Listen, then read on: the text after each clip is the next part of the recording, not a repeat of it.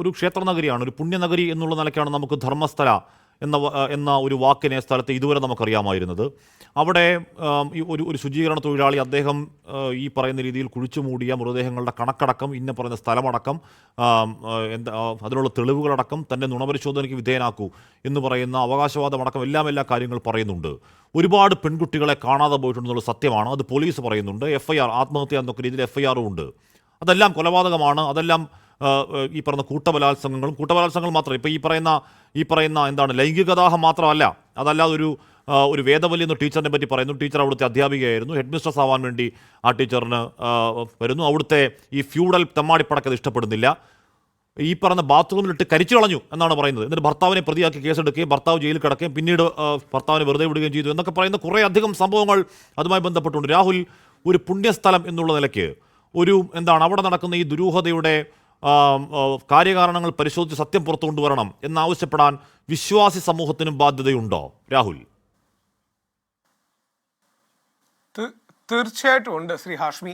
ഒരു ഹിന്ദു ആക്ടിവിസ്റ്റ് എന്ന നിലയിൽ എനിക്ക് വളരെ വിഷമമുള്ള വാർത്തകളാണ് കേൾക്കുന്നത്. നേരത്തെ പറഞ്ഞ പോലെ മഞ്ജുനാഥ സ്വാമി ടെമ്പിൾ എന്ന് പറഞ്ഞാൽ പരമശിവന്റെ ടെമ്പിളാണ്.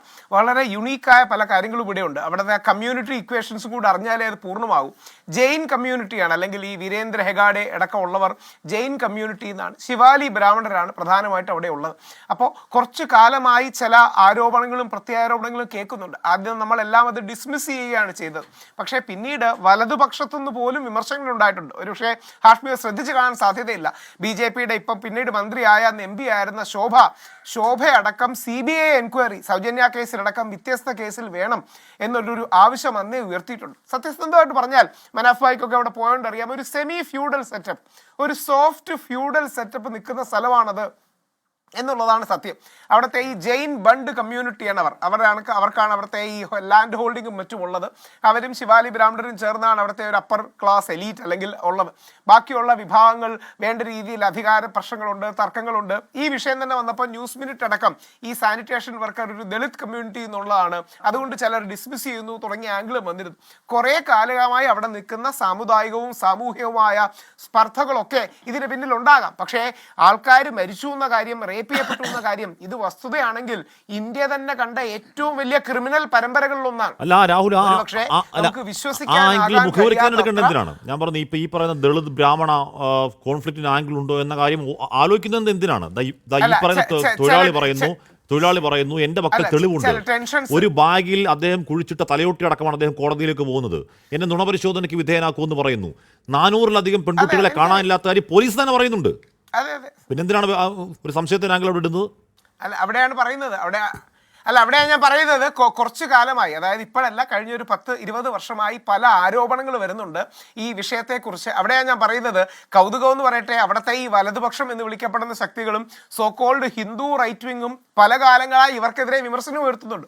ഉദാഹരണം, സൗജന്യ കേസിലടക്കം ആ വിമർശനങ്ങൾ തീവ്ര ഹിന്ദുത്വ ഗ്രൂപ്പുകൾ പോലും മുമ്പോട്ട് കൊണ്ടുവരുന്നുണ്ട്. പക്ഷേ അവിടെ യഥാർത്ഥത്തിൽ സംഭവിക്കുന്ന കേരളം, ജോർജ് ജോസഫ് സാർ പറഞ്ഞ പോലെ കേരളം പോലുള്ള സ്ഥലമൊന്നും അല്ലത്. അതൊരു സോഫ്റ്റ് ഫ്യൂഡൽ സെറ്റപ്പ് ഉള്ള, നമ്മൾ ഈ തെലുങ്ക് സിനിമകളിൽ ഈ ജന്മി കുടിയാൻ ബന്ധം എന്നൊക്കെ പറയുന്ന പോലൊരു സാധനം ഉണ്ടല്ലോ. അതായത് വളരെ സമ്പന്നമായ ഒരു ഫാമിലി, അവർ കൺട്രോൾ ചെയ്യുന്ന കാര്യങ്ങൾ, ആ സ്ഥലത്തെ ലാൻഡ് ഓണറിനെ ദൈവമായി കാണുന്ന, കാന്താര സിനിമയിലൊക്കെ കാണിക്കുന്ന ഒരു ഫ്യൂഡൽ സെറ്റപ്പ് നിലനിൽക്കുന്ന ഒരു സ്ഥലമാണ് എന്നുള്ളതാണ് അതിൻ്റെ റിയാലിറ്റി. പക്ഷേ ഇപ്പം വരുന്ന വാർത്തകൾ അത്യധികം വേദനാജനകമാണ്. തീർച്ചയായിട്ടും അന്വേഷണം വേണം. വിശ്വാസി സമൂഹത്തിനും കൂടി പ്രധാനമാണ്. ഞാനൊക്കെ പോയിട്ടുള്ള സ്ഥലമാണ്. വിശ്വാസി സമൂഹത്തിനും കൂടെ പ്രധാനമാണ്.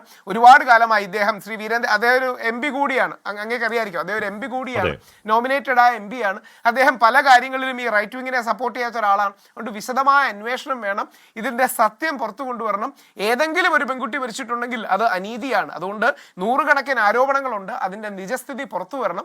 ഈ കോർപ്പറേഷനൊക്കെ വിവിധ എതിർ ആർഗ്യുമെന്റ്സ് ആണ് കൊണ്ടുവന്നിരിക്കുന്നത്. എന്തായാലും കോടതി വിശദമായി ഒരു SIT-യോ സ്പെഷ്യൽ ഇൻവെസ്റ്റിഗേഷൻ ടീമോ തുടങ്ങിയ കാര്യങ്ങൾ ഇതിലേക്ക് കൊണ്ടുവരണം. കക്ഷി രാഷ്ട്രീയ സമുദായത്തിനപ്പുറം ഒരു മനുഷ്യത്വത്തിന്റെ പ്രശ്നം ഇവിടെ ഉണ്ട്, സ്ത്രീകളുടെ പ്രശ്നമുണ്ട്, പെൺകുട്ടികൾ മരിച്ച വിഷയമുണ്ട് എന്ന തിരിച്ചറിവിൽ ഈ കാര്യത്തിൽ ഇടപെടണമെന്ന കാര്യത്തിൽ ആർക്കും സംശയം. എന്തായാലും ഈ SIT ഒക്കെ ഉണ്ട് കേട്ടോ, SIT ഒക്കെ ഉണ്ട്. പക്ഷേ രൂപീകരിച്ചതേ ഉള്ളൂ, ഒന്നും അനങ്ങുന്നില്ല. എവിടെ ഒന്നും അനങ്ങുന്നില്ല, പോലീസ് അനങ്ങുന്നില്ല. എവിടെയോ എന്തോ ഈ ആമവാദം എന്ന് പറയുന്ന രീതിയിലുള്ള എന്തോ പിടിക്കപ്പെട്ടിരിക്കുകയാണ് അവിടുത്തെ ഈ പറഞ്ഞ സംവിധാനം.